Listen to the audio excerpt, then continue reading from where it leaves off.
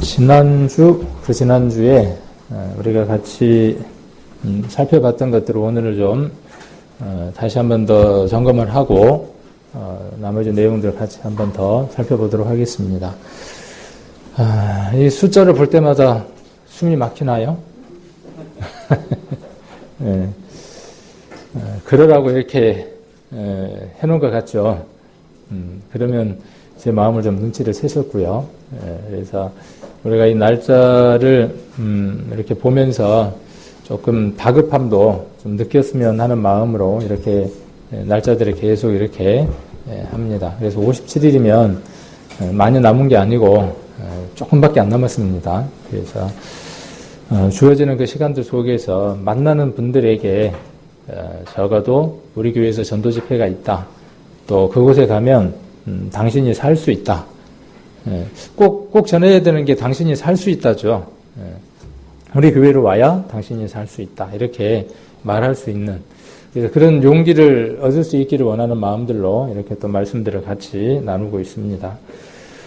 지난번에 우리 마태복음 28장 마지막에 나왔던 그 가서 모든 족속으로 제자를 삼아 하는 그 말씀을 가지고 우리가 쭉 나눠보고 있는데 마무리를 다 못 지었습니다. 결론은 간단한 거지만 전개를 해 나가다 보니까 또 여러 가지 것들을 이야기하다 보니까 마무리가 다 되고 있지는 않는데 결론을 본다 그러면 정리를 해서 제가 드리고자 하는 그 요지를 한번 말씀을 드려본다고 한다면 우리는 스승이 되어줘야 된다는 얘기를 하고 싶은 겁니다. 우리 성도님들은 이제 어린아이도 아니고 학생도 아니고 또 전만 빨고 있어야 되는 그런 유치한 사람들이 아니라 스승이 돼서 누군가를 가리키는 사람들이 되어야 한다는 사실입니다.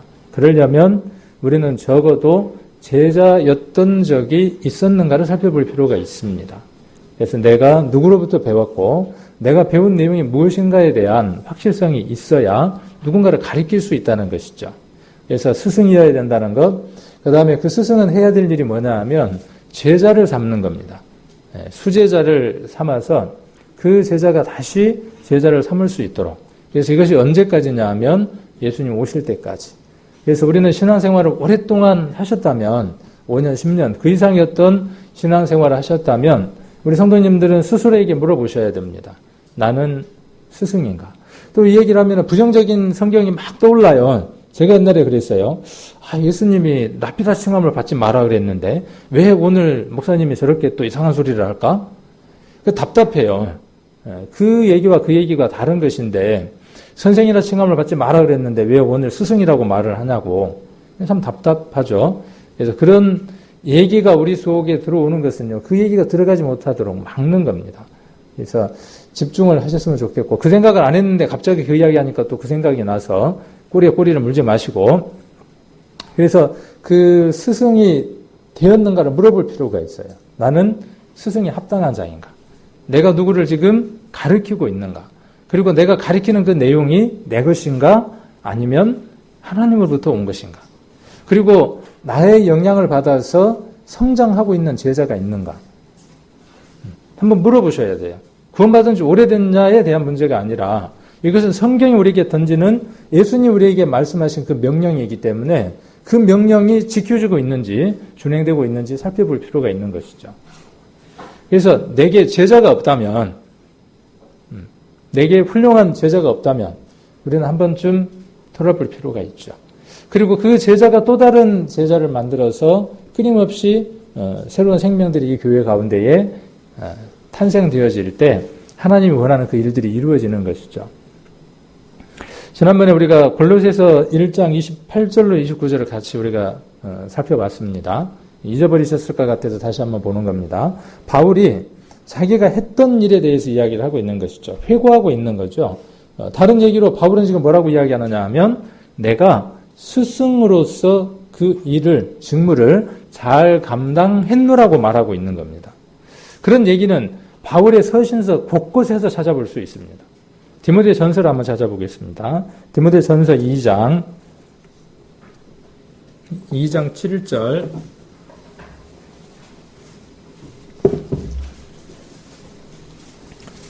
디모데 전서 2장 7절입니다. 같이 2장 4절부터 7절까지를 한번 같이 읽겠습니다. 같이 읽겠습니다. 하나님은 모든 사람이 구원을 받으며 진리를 아는 데 이르기를 원하시느니라. 하나님은 한 분이시요 또 하나님과 사람 사이에 중보도 한 분이시니 곧 사람이신 그리스도 예수라. 그가 모든 사람을 위하여 자기를 속전으로 주셨으니 기약이 이르면 증거할 것이라.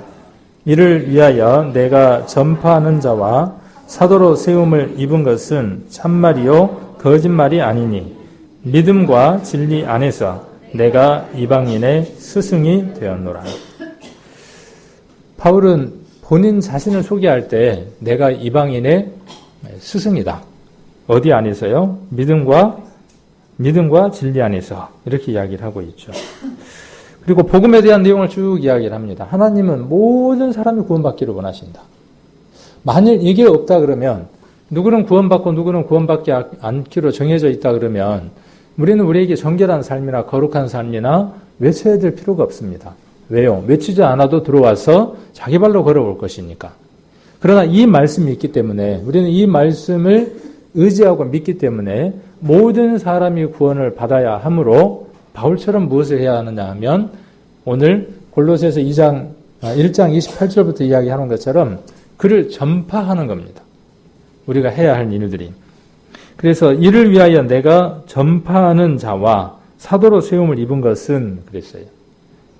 그리고 이것을 표현하기를 스승이다 이렇게 또 표현하기도 했고. 자, 그래서 골로새서로 다시 한번 돌아가 보면 우리가 그를 전파하여 각 사람을 권하고 지혜로 각 사람을 가르치면 각 사람을 그리스도 안에서 완전한 자로 세우려 합니다. 완전하다, 온전하다 크게 단어를 구분할 필요는 없을 것 같아요. 그러나 그것이 어떤 의미를 갖는가에 대한 개념 정리, 정의를 내리는 것은 아주 중요할 것 같아요. 그냥 사전적인 의미를 우리가 이야기하려면 이것에 있을 이유가 없는 거죠. 사전적인 의미를 이야기하는 것이 아니라 말씀 안에서의 것을 이야기를 하는 것이죠. 완전하다, 온전하다 하는 것은요, 사람에게 쓰여졌던 용어가 아니죠. 그죠? 우리 지난번에 한번 살펴봤었죠. 온전하다 하는 말은 어디에 쓰여졌던 말이죠? 온전하다, 완전하다, 어디에 쓰여졌던 용어들이었어요? 제물. 그렇죠? 하나님께 드려졌던 제물들에게 온전하다. 그래서 그 말의 의미는 어떤 뜻이냐 하면 흠이 없다. 그런 뜻입니다.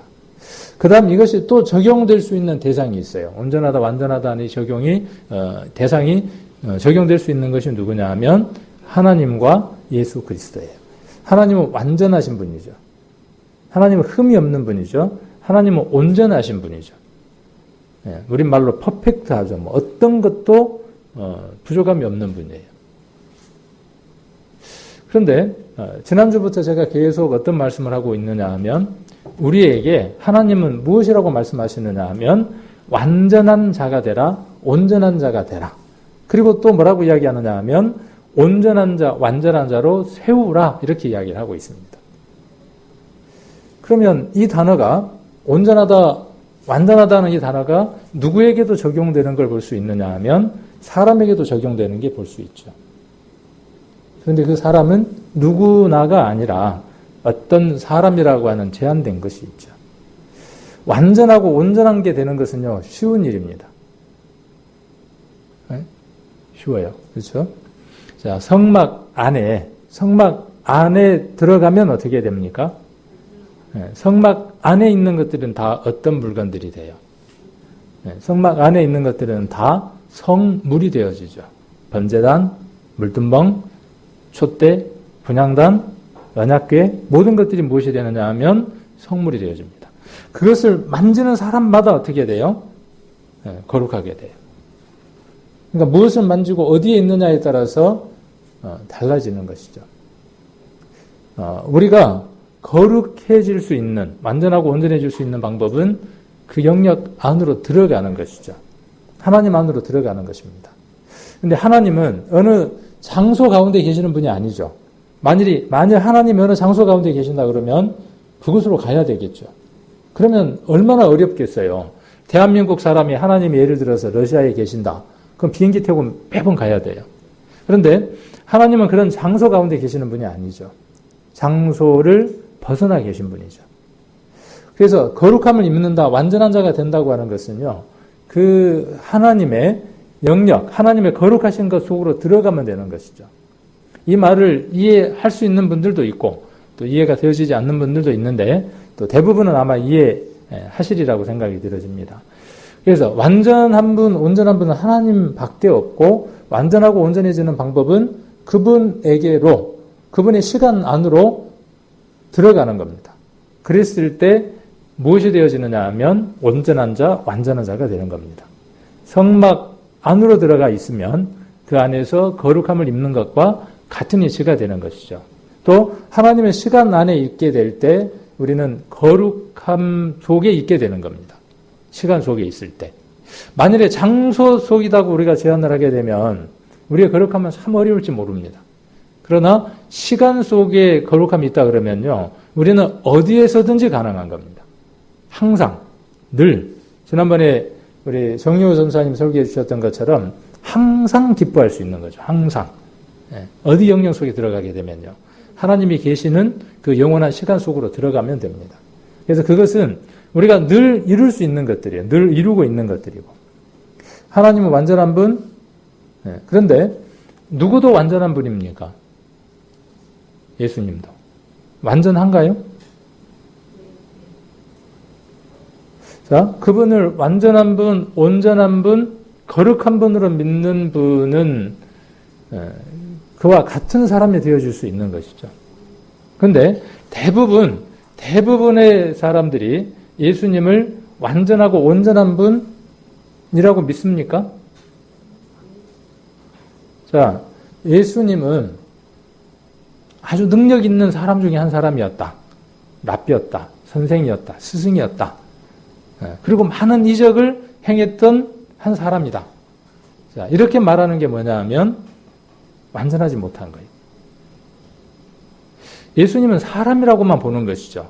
자, 완전하다는 말의 의미는 뭐냐 하면 이런 거예요. 예수님이 완전하다는 말의 의미는 뭐냐 하면 예수님은 완전한 인간이에요.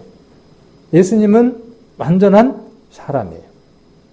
예수님은 하나님 자신이에요. 예수님은 인간의 속성을 그대로 다 가지고 계신 분이에요. 그러나 예외적으로 무엇은 없는 분? 죄가 없는 분.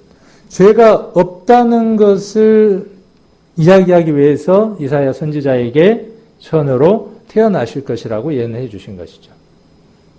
예수님이 100% 인간이라고 우리 마음 가운데 믿어지고, 그러면 예수님은 고통을 받을까요? 안 받을까요? 예수님은 고통을 느끼지 않는다라고 이야기하는 게 이단이에요. 자, 그게 이단입니다. 다른 게 이단이 아니에요. 예수님은 고통을 느끼지 않는다. 예수님은 슬픔을 느끼지 않는다. 예수님은 배고프지 않았다. 그러면 예수님은 죄에 대한 유혹이 있었다? 없었다. 그렇게 보는 게 이단이에요. 그렇죠? 예수님에게도 죄에 대한 유혹이 있었어요? 없었어요? 있었어요. 똑같은 우리와 완벽한 100% 인간이었다는 거예요. 거기서 1%만 빼도 문제가 되는 거예요. 자, 예수님은 완벽한 하나님이셨죠. 천지를 창조하셨던 분이에요. 아니야. 뭘 예수님이 천지를 창조해? 라고 이야기하는 사람들이 누구죠? 유대인들이에요. 그렇죠? 유대인들입니다. 그들에게는 구원이 있어요? 없어요? 그러므로 그들에게는 구원이 있을 수 없어요. 왜? 완전한 자, 온전한 자 가운데에 가지 않기 때문에 그래요. 거룩한 것을 만지는 자마다 거룩해지는 것처럼, 그러나 추하고 더러운 죽음을 만지는 자마다 그 더러움이 옮겨지는 것처럼 그 시간 안이나 그 영역 안으로 들어가게 되면 그것과 연합하게 되는 거죠. 하나가 되게 되는 거죠. 그래서 예수님은 100% 하나님이에요. 그렇죠? 인정하시죠? 그렇게 100과 100이 온전하게 우리들 심령 가운데 믿어질 때 그 믿음이 온전하고 완전한 믿음인 겁니다. 예수님은 한 능력 있는 사람이야. 내게 거룩하게 살아가는 한 표본인 거예요. 인류의 역사상 여러 사람들이 왔다 갔는데 그 사람들 중에 이 한 사람이 유독 유별나, 그래서 나는 이 사람의 발자취를 따라서 걷고 싶어. 점수로 몇 점짜리일까요? 빵점짜리, 빵점짜리. 예.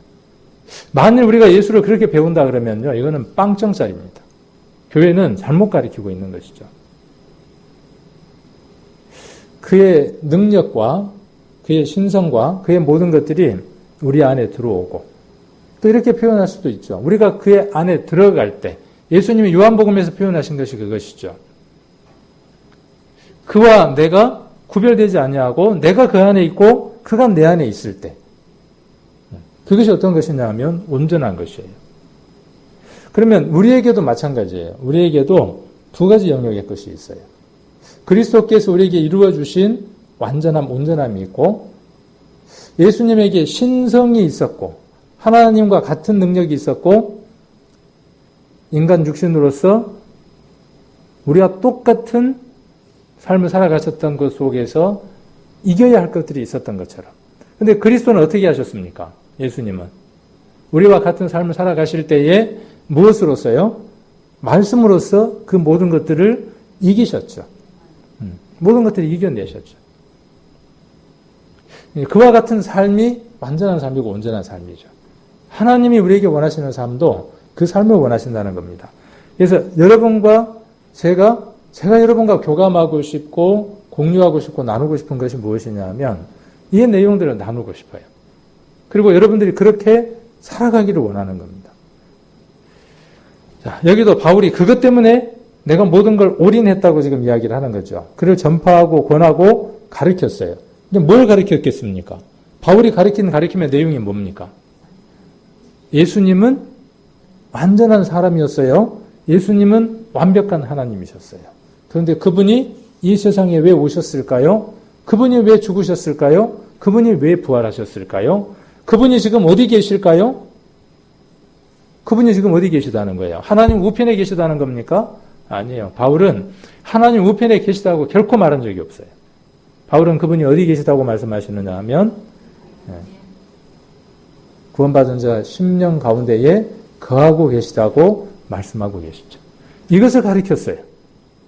그 가르침은 바울이 독창적으로 만들어낸 것이 아니라 예수님으로부터 배웠던 그 사도들을 통해서, 제자들을 통해서 배웠던 그 내용들을 바울이 가르쳤던 것이죠.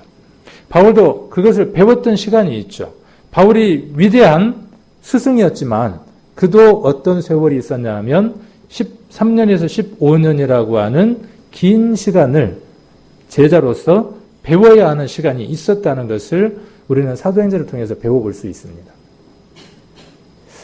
자, 그래서 그렇게 한 그가 어떻게 했다는 거냐 하면 이것을 전했다는 거예요. 그렇게 한 목적이 어디에 있느냐 하면 완전한 자로 세우게 하기 위한 것이다.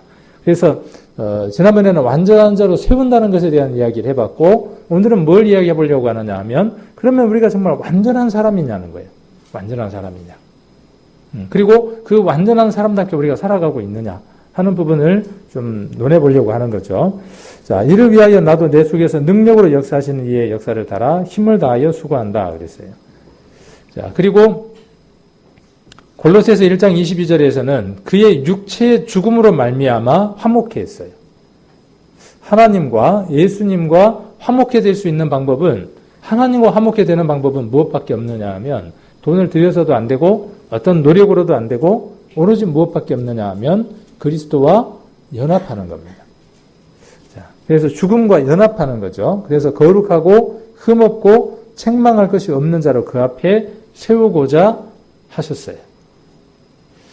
자, 바울이 애썼던 그 주된 내용이 이것이라는 거예요. 그리스도가 우리를 위해서 죽으셨다. 그렇게 죽으신 이유는 화목케 하기 위한 것이다. 그리고 우리를 거룩하게 하고 흠없고 책망할 것이 없는 자. 흠없고 책망할 것이 없는 자니까 어떤 사람이에요? 온전한 자. 자, 그러면 이게 영에 관한 것일까요? 삶에 관해서 이야기하는 것일까요? 우리 성경을 보면서 이런 구분들을 조금 지어볼 필요가 있습니다. 영에 관하여서 많은 말씀들이 온전한 자가 되어졌다고 하는 과거 완료형을 사용을 합니다. 영에 관해서는.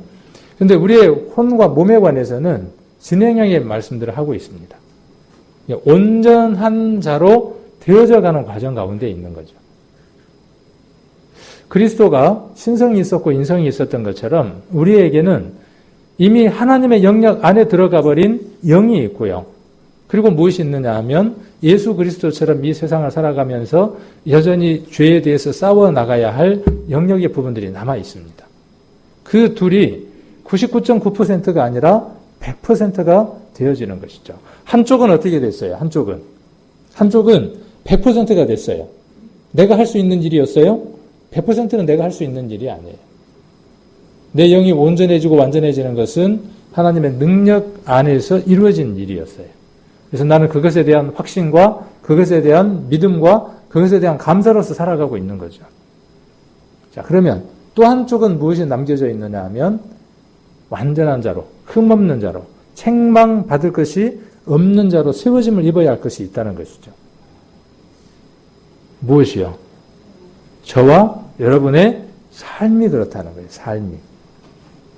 영이 그렇다는 것이 아니라 저와 여러분의 삶이 어떻게 해야 될 부분이 있다는 것이냐 하면 책망받을 것이 없고 흠 없는 것으로 세워짐을 입기를 바울이 원했다. 이렇게 말하고 있는 겁니다. 자, 그래서 구원받았으면 23절에 구원받았으면 어떻게 하라고요? 흔들리지 말고 그렇게 하라는 거예요. 우리의 구원이 확실하면 어떻게 하라는 거예요? 우리의 삶이 책망받을 것이 없고 흠 없는 자로 하나님 앞에 세워지도록 그렇게 살아가라는 것입니다. 지난번에 이 말씀 보다가 마쳤죠. 디모데 후서 3장 15절로 17절. 이 말씀은 우리 성도님들은 자다가 깨우면 암송이 돼야 되는 말씀이에요. 이 말씀은 반드시 오늘 했던 이 말씀들은 우리 성도님들이 반드시 암기를 하셨으면 좋겠어요. 그리고 매일 묵상도 하시고 그대로 삶이 이루어지면 좋겠습니다. 그래서 15절은 우리의 완전함, 구원받는 과정을 이야기를 하는 것이죠. 성경은 우리를 구원받게 하는 책입니다.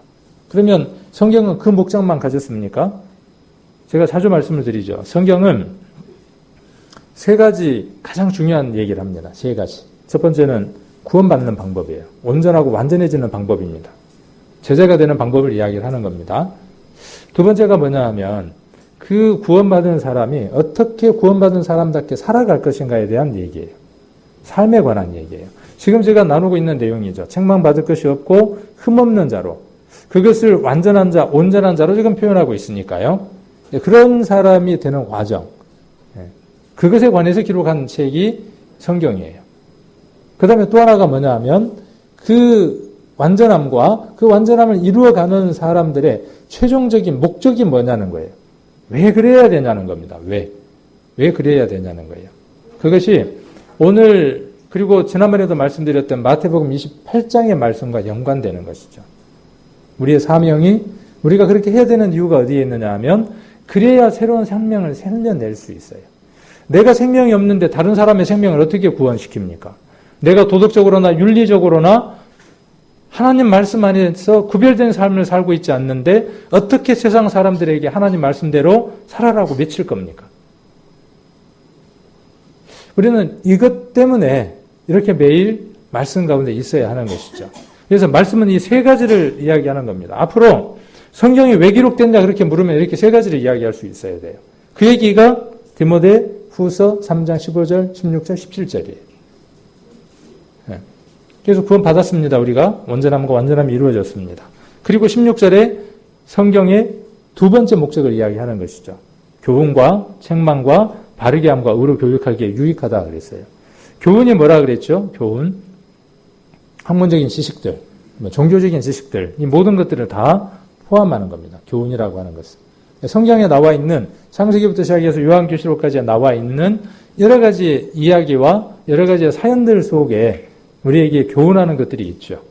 그래서 교훈과 책망, 교회 안에는 교회 밖의 것이 교회 안에 들어와서 그 밖의 것이나 교회 안에 있는 것들이 교회를 위태롭게 할 때가 있습니다. 세상의 것들이나 하나님이 기뻐하시지 않는 것들이 이 교회 안에 있을 수 있어요. 또 여러분의 삶들 안에, 여러분의 삶들 속에도 세상의 것들과 내 안에 있는 옛 성품들이 나타나서 내 삶을 위태롭게 만들 때가 있어요. 못 느끼나요? 내가 위태로워 지금. 위험 사인이 올 때가 없던가요? 저는 이 말씀을 드리고 싶은 거예요. 그 위험 사인을 못 느끼면, 그 위험 사인을 못 받고 있다면 구원받은 사람입니까? 라고 지금 말하고 싶은 거예요. 기분 안 좋죠? 그럼 내가 구원 안 받았단 말이냐? 저는 매번 제게 그렇게 물어봅니다. 내게 지속적으로 반복적으로 나를 괴롭히는, 내가 이기지 못하는 습관적인 죄들이 내게 있는데, 구원받은 지 수십 년이 지났는데 아직까지도 나를 사로잡고 있는 하나님이 기뻐하지 않는 것들이 내게 수없이 많은 것들이 있는데, 그리고 이런 수많은 말씀들이 나를 그 말씀들 속에서 부끄럽게 만드는데, 그런데 오늘 아침 눈 떴는데 내가 똑같아. 몇십 년째 똑같아. 그럴 때마다 저는 제게 묻습니다. 내게 정말 하나님의 능력이 있는가? 너는 구원받은 사람인가? 정말 구원받은 그 능력이 내게 있다면 너는 그럴 수 있을까? 라는 질문들을 계속 해봅니다. 끊임없이. 그러면 유익하지 않느냐? 유익해요. 훨씬 더 유익해요. 그래서 우리 성도님들이 저는 그렇게 해보기를 원하는 겁니다. 그래서 책망 받을 것만, 위태로운 것들이 무엇인가를 우리가 체크해 볼 필요가 있어요. 그 다음에 바르게 함이라는 것이죠. 바르게 함. 바르게 함이라는 말이 무슨 뜻이에요? 젓가락 얘기 제가 이야기를 했죠. 우리 그 교회 세척기가 힘이 세가지고 세척기에다가 들어간 젓가락들이 막 휘어져 있어요. 숟가락도 휘어져 있어요. 잡아가지고 젓가락질 하려고 보면 어때요? 젓가락질이 잘 안 돼. 그럼 어떻게 해야죠? 그 젓가락으로 계속 먹으면 계속 불편한 거예요. 묻어난 사람은 어떻게 해요? 묻어난 사람은 그냥 먹는 거죠. 뭐 이렇게 먹은들 어떻고 저렇게 먹은들 어떻고. 그러나 하나님은 그렇게 하시지 않는다는 거죠.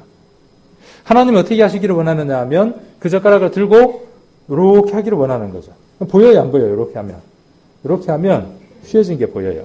그럼 제가 간혹 밥 먹다가 젓가락을 들고 이렇게 누를 때가 있어요. 그러면 그게 바르게 돼요. 교정이 돼요. 수정이 돼요. 그러면 젓가락질하는 게 훨씬 더 수월해요. 하나님이 우리를 젓가락처럼, 숟가락처럼 하나님의 우리를 활용하시고 싶은데 우리가 그렇게 휘어진 것들이 있어요. 모난 것들이 있어요. 굽어진 것들이 있어요. 그래서 하나님이 들어서 쓰시기가 불편하실 때가 많아요. 하나님은 묻어나신 분이라 그냥 쓰시는 분이 아니라 성령으로서 우리들 심령 가운데에 이 말씀을 통해서 늘 어떻게 하신다고요? 네, 봐봐. 한번 봐보라는 거예요. 말씀 우리가 읽으면 어떻게 되냐면 우리의 삶들이 그렇게 보여요. 내게 굽어진 것이 무엇이고 왜곡된 것이 무엇인지를 보여요. 수없이 몇 년간 제가 이렇게 지금 이야기를 하고 있습니다. 몇 년간 이렇게 이야기를 하고 있는데 반응하고 있는 분도 있고요. 더 심해지는 분들도 있어요.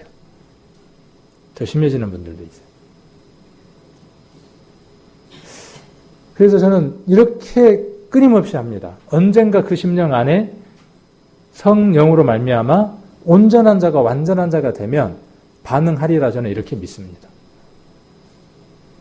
그가 구원을 받지 않았든지 누구는 이렇게 표현을 했어요. 복음에 관심만 있든지 복음만 좋든지 그 복음을 자기 것으로 만들고 복음에 의지해서 살아가는 삶이 아니라 그 복음을 진연열장에다가 두고 쳐다만 보는 삶을 살아가는 사람은 절대로 변화가 없습니다. 있을 수가 없습니다. 오히려 더 못한 삶을 살아갑니다. 그래서 내 삶이 바른지 바르지 않는지를 늘 깨어서 지켜보는 것은요, 아주 중요한 일입니다. 아주 중요한 일이에요. 왜요? 그것 때문에 무엇이 장애가 되니까요? 그것 때문에 뭐가 장애가 돼요? 복음이 안 전해져요. 입으로는 복음을 이야기하지만 삶으로는 그 복음을 회방하는 사람들이 되어집니다. 모든 죄는 사하심을 얻지만 예수님이 그렇게 말씀하셨죠. 무엇을 하는 죄는 사함을 얻지 못한다? 성령을 회방하는 것. 성령 회방하는 것이 뭐냐 하면 구원을 받지 못하도록 하는 거예요. 내가 구원받지 않는 것도 성령 회방이고 다른 사람이 구원받지 못하도록 회방하는 것이 성령 회방인 것이죠. 그래서 우리는 교정되어져야 돼요. 바로 잡아줘야 돼요. 자, 그리고 17절에 이렇게 해야 되는 최종적인 목적이죠. 세 가지예요. 그러니까. 17절 보시면 이는 하나님의 사람으로 온전케 하며 이미 하나님의 사람이에요. 구원받는 순간 아까 말씀드렸던 것처럼 하나님이 한 분이신 것을 믿고 그 다음에 또 하나님이 한 분 더 계시죠. 참 희한한 얘기를 하죠. 하나님이 천지를 창조하신 그 하나님이 또 다른 하나님, 우리가 알아야 하는 하나님이 또 다른 하나님이 있습니다. 많은 사람들은 그 하나님이 각각 떨어져 있어요. 천지를 창조하신 하나님과 또 다른 하나님들이 각각 떨어져 있는 거죠. 그러나 그 하나님이 일치되고 하나가 되어 있는 그 하나님을 만날 때, 그럴 때 하나님의 사람이 되는 것이죠. 온전한 사람이 되는 것이죠. 자, 그리고 그를 어떻게 하는 거냐 하면 온전케 하는 거예요. 이 온전케 한다는 말은 앞에 연관되어 있는 것처럼 두렵고 떨림으로 너희 구원을 이루라고 하는 삶에 관계된 것들이죠. 그렇게 해서 무엇을 하기 위한 겁니까? 모든 선한 일을 행하기에 온전케 하리 함이라 그랬어요. 모든 선한 일. 교통 법규를 지키는 것 선한 겁니까? 당연한 겁니까? 선한 거냐고 물으면 선한 거라고 답을 할 텐데 당연한 거냐고 물으니까 갑자기 이제 혼란이 오잖아요. 신호등 지키는 거 그거 선하냐 착하냐의 문제가 아니에요. 당연히 해야 될 일이에요. 당연히 해야 될 일. 간혹 우리 텔레비에 몇 일들이 나오잖아요. 사고가 났는데 자기가 위험할 것을 무릅쓰고 그죠? 요 근래에 뭐 3건이 나왔잖아요. 저도 그런 일이 생기면 얼른 할래요. 왜냐면 새 차 주더라고. 저는 기아차니까 막으면 기아에서 아마 새 차를 주지 않을까 싶은데 그런 일이 아무한테나 오겠어요? 자, 그런 건 뭐냐면 우리가 우리 어떤 기준으로 봤을 때 선한 일이죠. 뭐라 그래요? 의인이라 그렇게 이야기를 하잖아요. 자기 목숨과 자기 상황을 돌보지 않고 그 일을 하는 거니까. 그게 뭐냐면 선한 거예요. 선한 것의 기준을 아시겠죠? 자기를 희생하고 자기에게 손해가 부여됨에도 불구하고 자기가 취할 것들을 얻지 않는 그것이 뭐냐 하면 선한 것이에요. 그리스도는 선한 분이죠. 하나님은 선한 분이죠. 그러므로 우리에게 뭘 원하시는 거예요? 선한 걸 원하는 거예요. 우리가 희생되어지는 것, 우리가 손해되어지는 것, 그것들을 통해서 세상 사람들은 그걸 통해서 뭘 하고자 하는 거예요? 자기 만족을 얻고 이런 것들이지만 우리는 그걸 통해서 뭘 하고자 하는 것이죠? 생명을 얻게 하는 것이죠. 그들의 생명을, 죽어가는 그 생명을 온전한 생명으로 바꿔내려고 하는 것이 우리가 하려고 하는 일들이죠. 그 일에 반드시 무엇이 따른다는 거예요. 우리가 말씀을 이해해보면요. 손해가 따른다는 거예요. 반드시 손해가 따른다는 거예요. 시간, 물질, 모든 것들에 대한 손해가 따른다는 거죠. 따릅니까, 지금요? 지금 며칠간 날짜를 정하고 지금 적어놓고 쭉 하고 있는데 그렇게 복음을 전하는데 내게 많은 것들이 따랐어요. 그렇게 따랐다면 그건 하나님 앞에 받는 진정한 핍박들일 거예요. 그 핍박 안에 하나님이 뭘 주신다고요? 더 큰 은혜들을 내려주신다고요. 그것 때문에 야, 믿는 사람들이 저래 그렇게 이야기한다면 우리는 핍박받는 것이죠. 그래서 선한 일을 행하기에 온전케 하기 위한 겁니다. 말씀을 끊임없이 배워야 되는 이유가 어디에 있느냐 하면 담대하게 말씀을 선포할 수 있는 사람들이 되어지기 위해서입니다.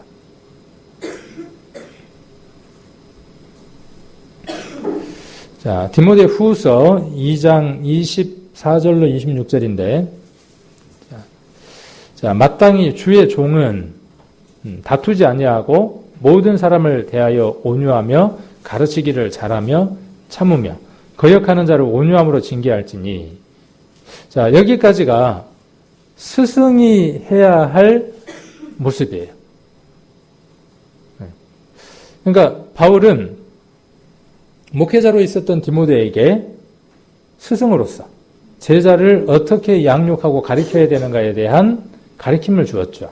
그것이 디모데 전후서입니다. 그래서 디모데 후서에서 바울은 무엇이라고 말하고 있느냐 하면 이렇게 말하고 있는 거죠. 이 말씀은 디모데에게 하신 말씀이니까 우리하고 상관이 없죠. 그죠? 그러면 성경이 우리하고 상관이 있는 건 없어요. 다 그렇게 뭐 포떼고 멋대고 다 떼면 없는 거예요. 이건 누구에게 하신 말씀이냐면요. 우리에게 하시는 말씀이에요.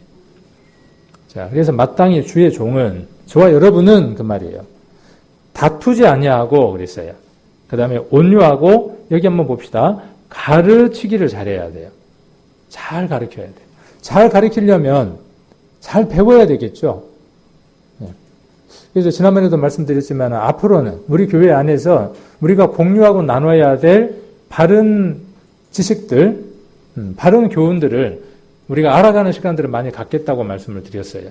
그래서 그것이 이제 내년부터 뭐 제자반을 만들어서 할지, 또 오늘도 이제 그런 지식들에 대한 내용들이 좀 공유가 될 것 같아요.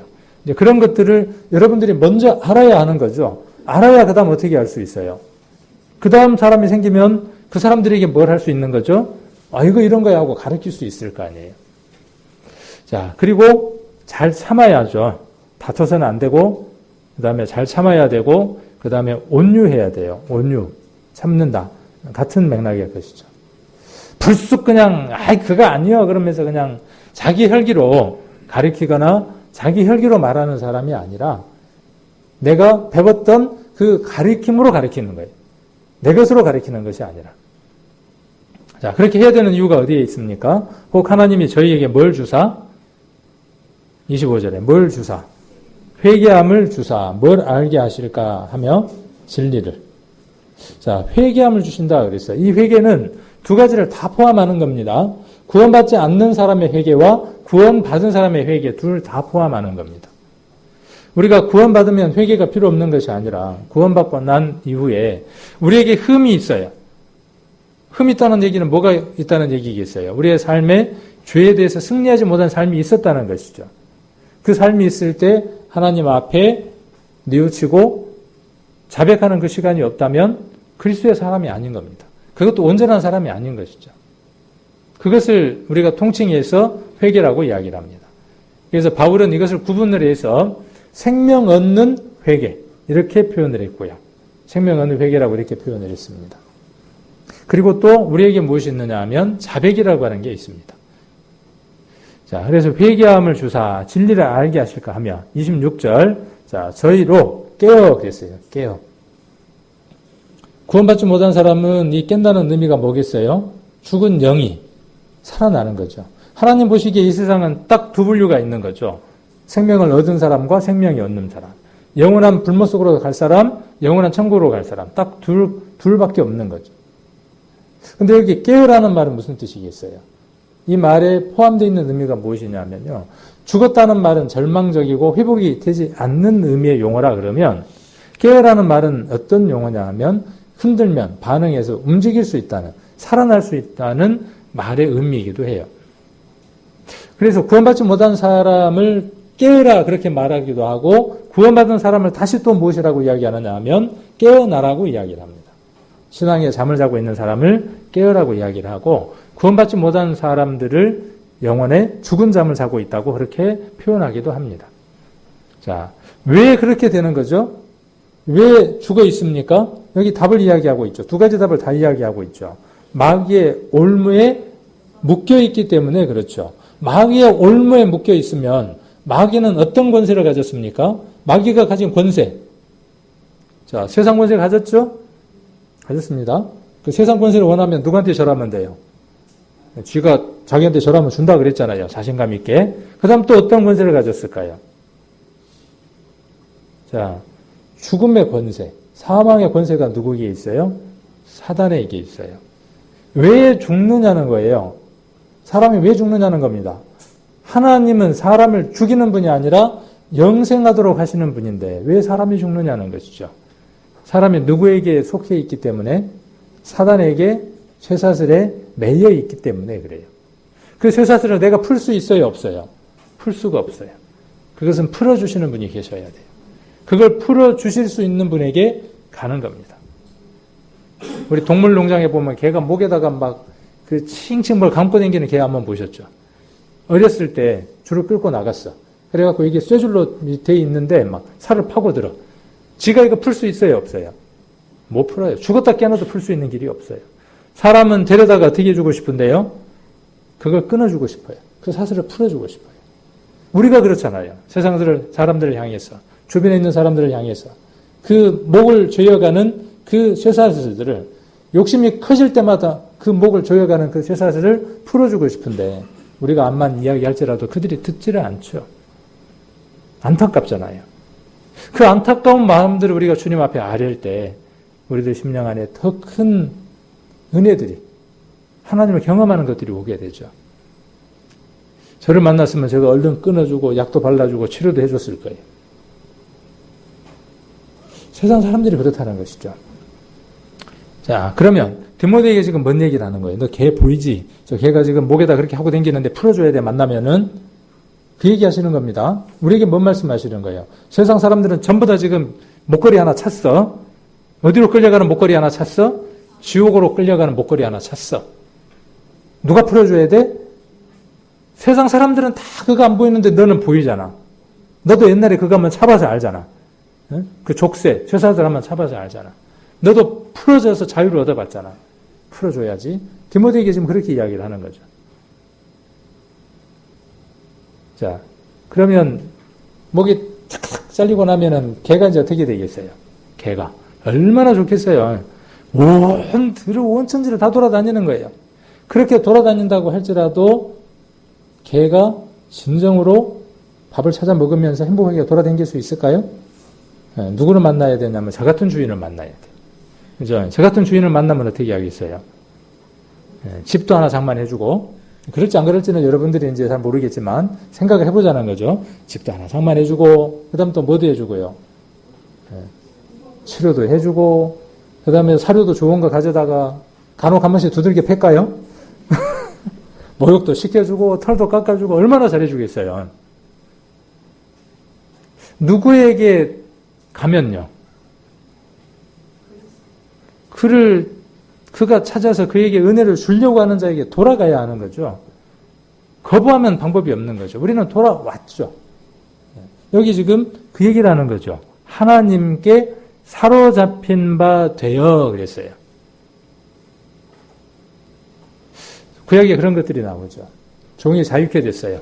근데 종이 어떻게 할 수 있는 자유가 생겼어요? 종이 자유가 생겼습니다. 근데 그 종이 어떤 자유가 생겼어요? 종이 될 수 있는 자유가 생겼어요. 그죠? 그러면 어떻게 하라 그랬어요? 자기 자식이든 자기 아내든 자기든 데리고 가서 어디에다가요? 문설주에다 대고 어떻게 해요? 구멍을 뚫어요. 네. 그러면 뭐가 돼요? 종이 되면서 참 자유를 얻죠. 우리가 우리 스스로 모든 것을 할 수 있는 그때가 자유라고 생각을 하는 겁니다. 그게 위태로운 건데. 그런데 제게 목걸이도 안 해주시고요. 제게 쇠사슬도 하나 묶어주시고요. 저를 그냥 케어해 주세요. 요즘 그런 말을 많이 쓰더만. 저 좀 케어해 주세요.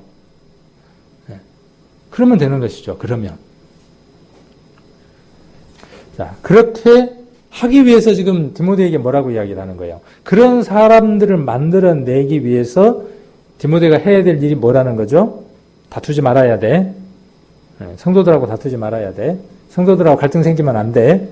저한테 하는 얘기죠. 여러분들은 그러면 해당이 안 되나요? 그 다음에 온유해야 돼. 잘 가르쳐야 돼. 그 다음에 참아야 돼. 온유도 해야 되고 징계도 할 줄 알아야 돼. 틀린 게 있으면 틀리다고 말할 줄도 알아야 돼. 제가 참 부끄러운 게 많아요. 못하는 게 참 많아요.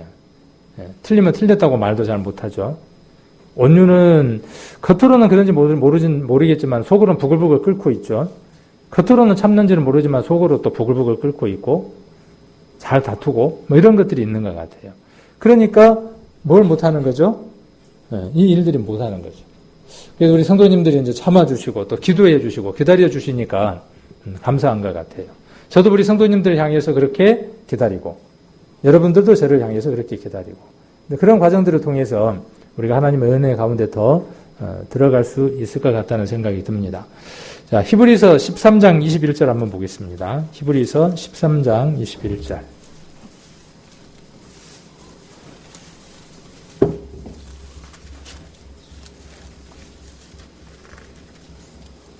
히브리서 13장 마지막 장이죠. 13장 21절 같이 한번 보시겠습니다. 같이 한번 읽겠습니다.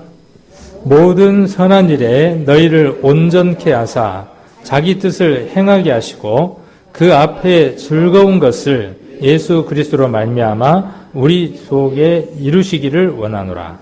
영광이 그에게 세생 무궁토록 있을지어다. 아멘. 자, 여기도 선한 일이 나오네요. 온전케라는 말이 나오네요. 그리고 즐거운 것이라 그랬네요. 즐거운 것. 여러분, 뭐가 즐겁습니까? 뭘 할 때, 어떤 걸 할 때 즐겁습니까? 그 즐거운 것이 하나님을 즐겁게 해드리는 것. 내가 즐겁게 느끼는 그것이 하나님이 즐겁게 느끼는 것과 같게 되는 것. 그것이 우리가 하나님 앞에 이루어야 하는 온전함들이죠. 그것이 하나님의 뜻을 행하며 살아가는 것들입니다. 그래서 우리 속에 이루시기를 원한다 그랬어요. 자, 오늘 본문이 에베소서였죠. 에베소서로 한번 가보겠습니다. 에베소서 오늘 봤던 에베소서 4장으로 한번 가보겠습니다. 4장 12절부터 4장 11절에 보시면 어떤 내용이 나오느냐 하면 교회 안에 직분에 관한 내용이 나옵니다. 직분. 그래서 그 직분이 사도도 있고 4장 11절 한번 봅니다. 사도도 있고 선지자도 있고 복음 전하는 자도 있고 또 목사도 있고 교사도 있어요. 이 나와 있는 직분들의 공통점이 뭘까요? 네. 그거를 조금 풀면 아까 우리가 바로 앞에 봤던 그 말씀이 있었죠. 가르치기를 잘 하며 그랬죠. 네. 자, 이 다 같은 어떤 직분들이죠. 교회 안에 여러 어떤 직분들을 줬어요. 이 외에도 더 직분들이 있습니다. 그 직분들을 주신 목적이 어디에 있느냐 하면 12절부터 그 목적이다 그렇게 이야기를 하고 있는 겁니다. 그래서 12절에 보시면 그걸 통해서 성도를 온전케 하는 거예요. 이 온전케 한다는 말도 뭐냐면 그렇게 해서 그 사람이 구원받게 된다는 말이 아니라 그렇게 해서 그의 삶이 흠없고 책망받을 것이 없는 삶들이 되어진다는 거죠. 누구를 통해서요? 교회 안에 가르치는 자들을 통해서. 가르침을 받음을 통해서 그런 뜻이죠. 자, 그렇게 해서 온전케 되고 그렇게 해서 뭘 하느냐 하면 선한 일, 봉사의 일을 하는 거죠. 지난번에 봉사에 대한 이야기 해드렸죠. 뭐가 봉사라고 그랬어요? 봉사는 시작이 있고 끝이 있어요, 없어요? 그 얘기 해드렸죠. 근데 우리가 하는 봉사는 시작이 있고 끝이 있죠. 교회에 와서 봉사를 해. 교회에 와서 봉사하는 거죠. 그러면 교회를 가면, 교회에서 다른 곳으로 가면 봉사가 끝나는 거죠. 봉사활동 가요. 그리고 와요. 그러니까 봉사가 시작이 있고 끝이 있는 거죠. 그러나 이 봉사는 그런 것이 아니죠. 섬기는 겁니다. 섬기는 것. 자, 그리고 그리스도의 몸을 세우게 하기 위한 것이고, 그 다음에 믿는 것과 아는 일이 하나가 되어 그랬어요. 우리가 앞으로 무엇을 해야 될 필요들이 있느냐 하면 이 믿는 것과 아는 것을 일치시켜야 될 필요들이 있습니다. 여러분들이 각각 구원받고 난 이후에 그냥 아름아름 알아간 그 지식과 그 아는 것들이 있고요. 또 그렇게 해서 믿는 것들이 있습니다. 그렇겠죠? 그것들이 성경을 통해서 우리 교회 가운데에서 전달되어지고 선포되어지는 메시지들로 하나가 되어질 필요가 있습니다.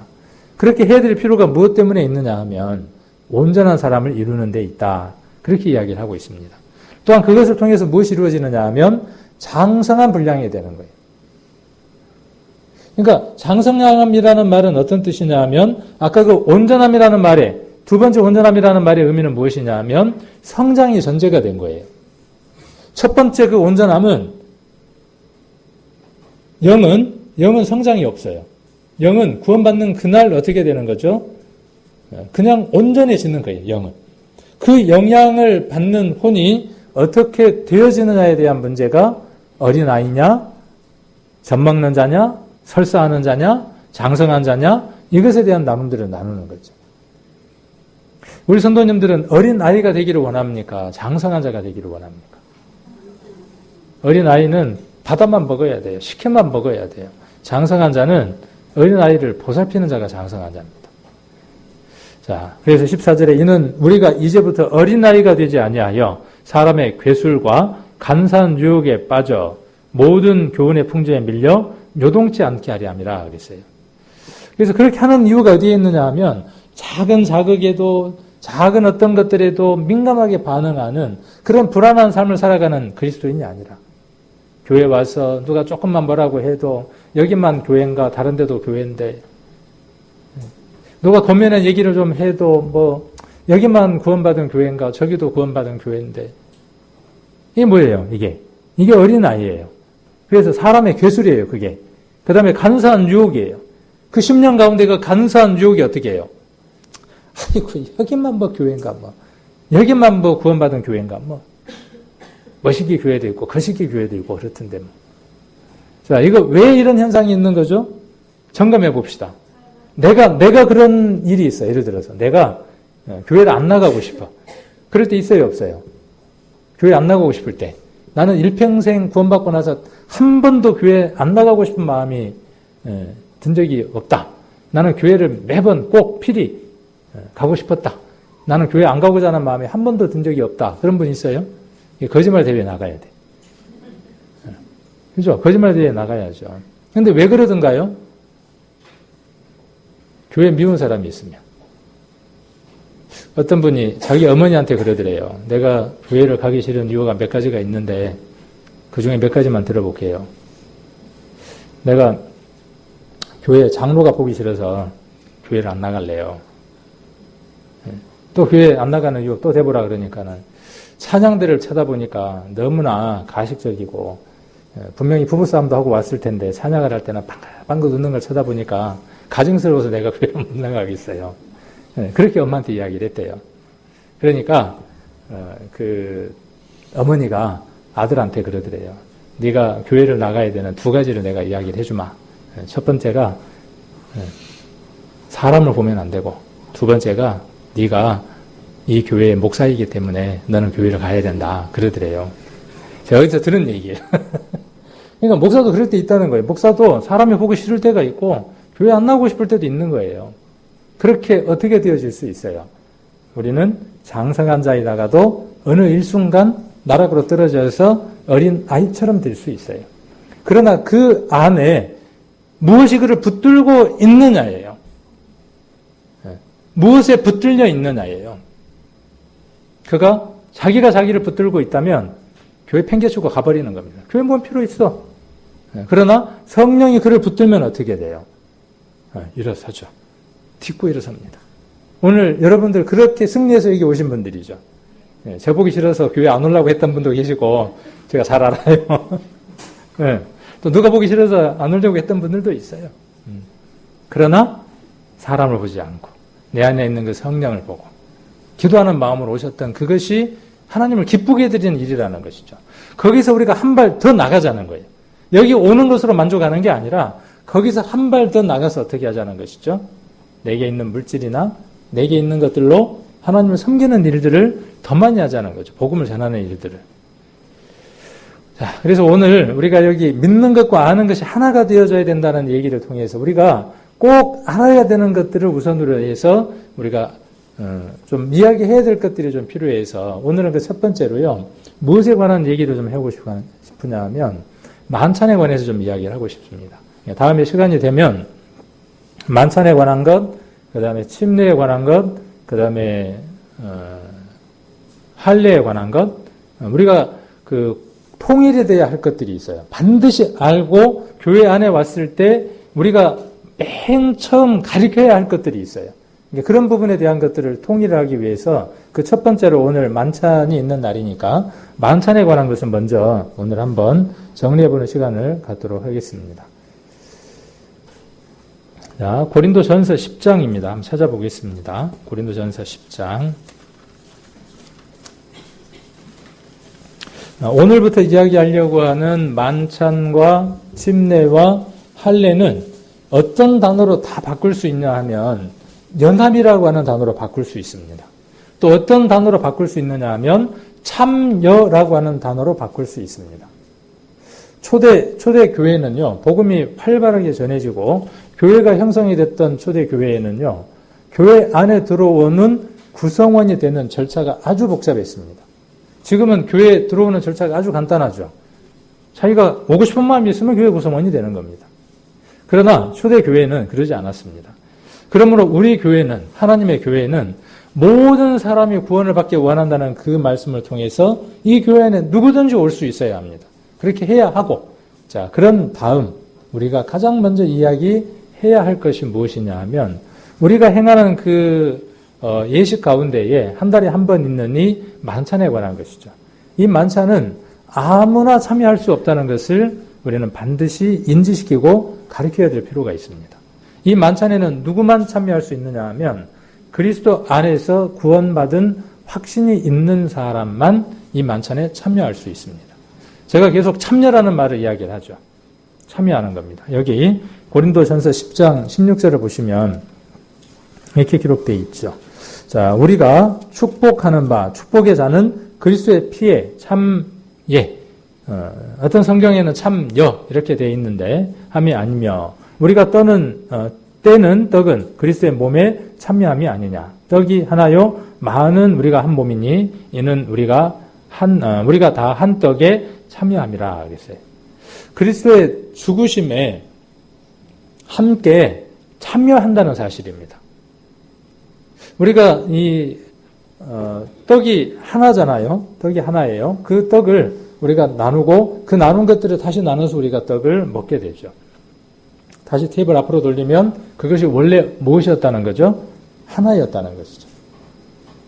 그래서 이 만찬을 행하는 것은요, 나는 이 교회의 일원인 것을 내가 공포합니다.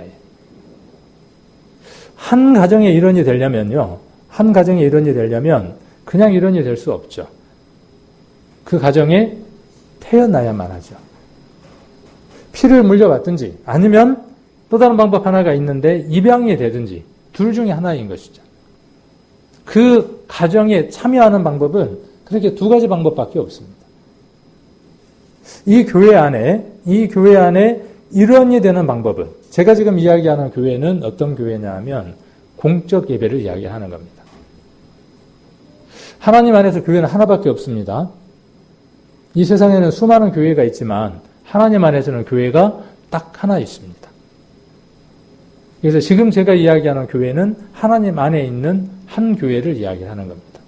그 교회 안에 일원이 되고 참여하는 방법은 이 떡을 떼면 참여하는 것이죠. 그런가요? 아니에요. 네. 이 떡을 뗀다고 해도 아무런 의미가 없어요. 그 사람에게는. 어느 사람에게 의미가 있는 것이죠? 그렇죠. 그 그리스도의 죽으심과 부활하심에 함께 참여했던 사람. 다른 표현으로, 우리가 표현하는 그 표현으로 이야기한다면 구원받은 사람, 거듭난 사람, 영생을 얻은 사람, 오늘 이야기했던 것처럼 온전하고 완전한 자가 된 자. 또 다른 표현을 한번 이야기를 해본다면 피를 물려받은 거죠. 어떤 피를 물려받은 거냐 하면 예수 그리스도의 피를 물려받은 거예요. 다른 표현으로, 이 표현을 다르게 한번 바꿔봅시다. 다른 표현으로 바꾸면 하나님의 피를 받은 거죠. 이 표현이 조금 위험스러울 수는 있어요. 하나님 피를 흘릴 수 없는 분인데, 그런데 우리가 한번 이 얘기를 한번 조금 더 발전을 시켜본다면은 하나님이 피를 흘릴 수 있는 인간의 모습으로 오셔서 그분이 우리를 위해서 피를 흘려주신 것이죠. 그렇죠? 맞나요? 동의가 되나요? 네.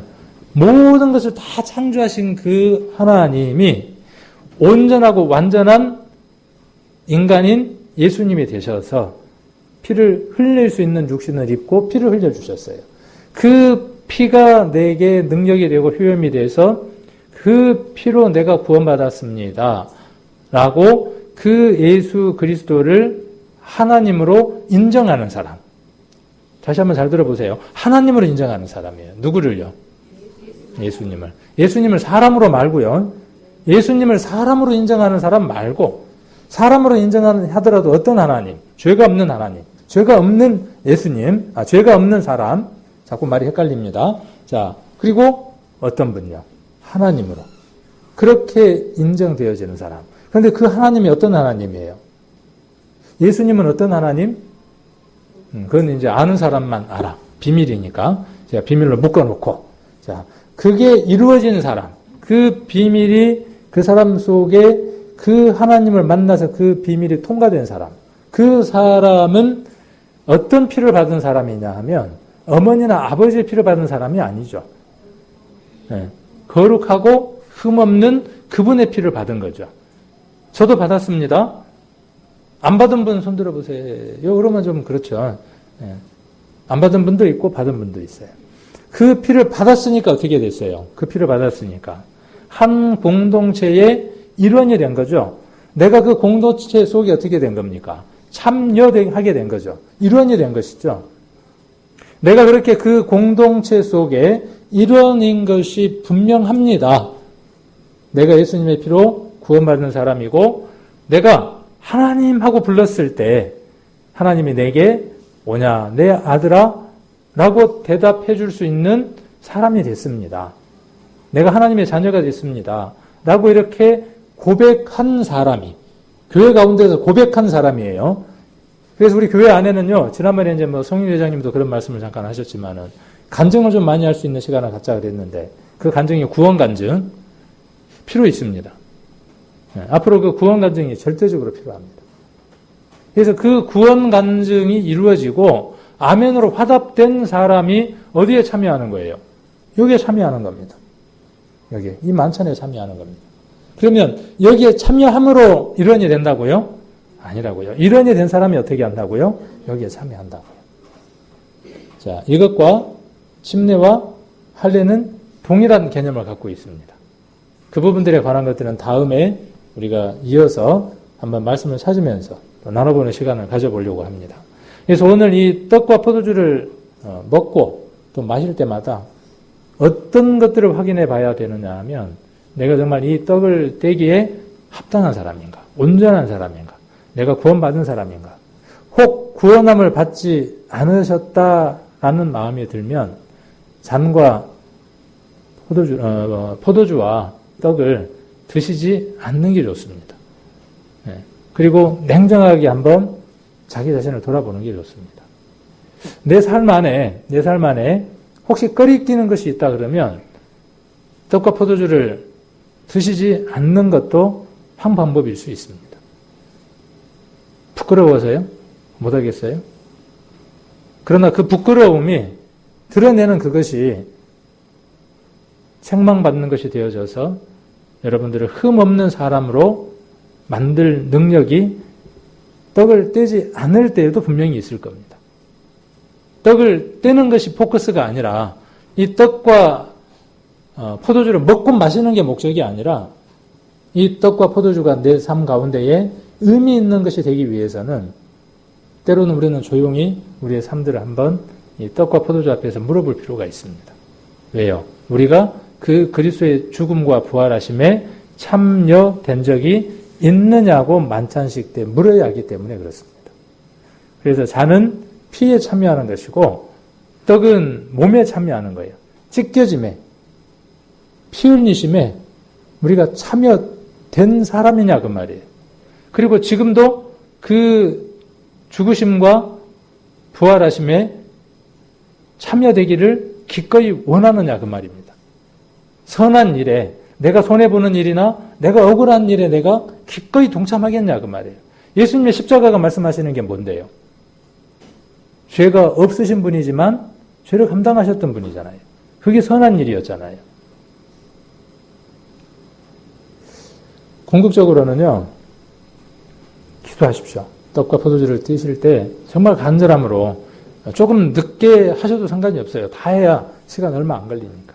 그래서 충분한 시간을 갖고 기도하고 그리고 내 삶이 하나님 앞에 온전한 삶이 되게 해달라고 기도하고 내 속에 있는 그 성령이 나를 사로잡아 갈 수 있도록 내게 있었던 내 사슬을 풀어달라고 부탁을 드리고 내가 내 뜻대로 살아가는 힘이 약하니까 내게 목걸이 하나 채워주세요. 내게 끈 하나 챙겨서 끌고 가주세요 하는 그런 마음들로 여러분들이 참여되기를 원합니다. 오늘. 그리고 한 달간을 그렇게 살아가시기를 원합니다.